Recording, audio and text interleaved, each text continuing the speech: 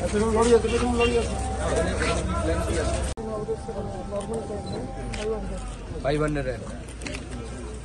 अभी 150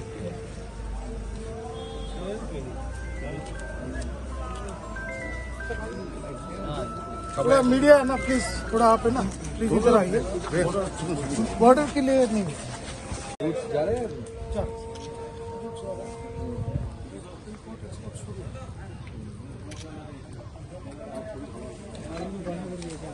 আলু বন্ধ হয়েছে রাজ্য সরকার সিদ্ধান্ত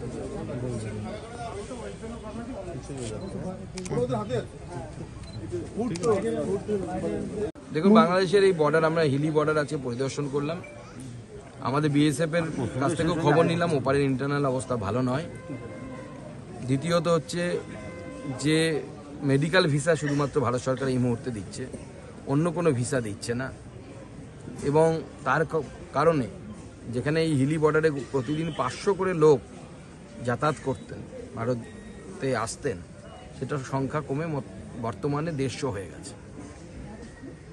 গ্রেপ্তার বাংলাদেশের সিনিয়র সাংবাদিক মুন্নি সাহা, এই যে সাংবাদিকদের গ্রেপ্তার করে বাংলাদেশে ফৌজদারি দণ্ডবিধি আইনে, বাংলাদেশ যে পথে চলছে এই পথে চললে পরে এরকমই হবে, সাংবাদিক থেকে শুরু করে সন্ন্যাসী কেউ বাদ যাবে না, এবং এই পথ শেষে ধ্বংসের দিকে যায়।